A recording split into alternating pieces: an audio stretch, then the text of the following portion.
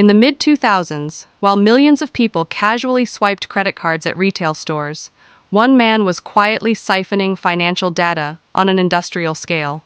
Not with guns, not with masks, but with SQL queries. This is the story of Albert Gonzalez, the architect behind one of the largest credit card theft operations in history. Albert Gonzalez wasn't a retail worker. He wasn't an insider at a bank. He was a hacker who understood systems better than the people running them. Operating during a time when cybersecurity was still immature, Gonzalez exploited the weakest point in the chain: poorly secured databases connected to retail point-of-sale systems. The primary weapon was something deceptively simple: SQL injection. Retail systems trusted user input. Gonzalez exploited that trust. By injecting malicious SQL commands into vulnerable applications, he gained unauthorized access to internal databases, often without triggering alarms. Once inside, the doors stayed open. Educational explanation, overlay style. SQL injection allows attackers to manipulate queries, bypass authentication, extract entire databases. Access was only the first step. Gonzalez deployed packet sniffers and memory-scraping malware inside retail networks. These tools silently captured payment card data as transactions happened in real time. Every swipe became a data leak. Customers never noticed. Employees never noticed. Companies didn't notice until it was too late. This wasn't a single store. This wasn't a single chain.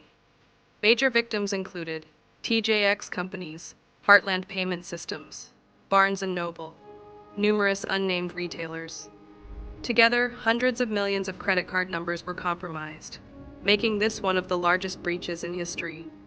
Stolen data is useless unless it can be sold. Gonzalez funneled card data into underground marketplaces, dark forums where card dumps were sold by region. Prices depended on freshness. Fraudsters bought in bulk. Each card might be worth a few dollars, but at scale, millions. In 2008, federal investigators closed in. Ironically, Gonzalez had once worked as a confidential informant, but greed outweighed caution.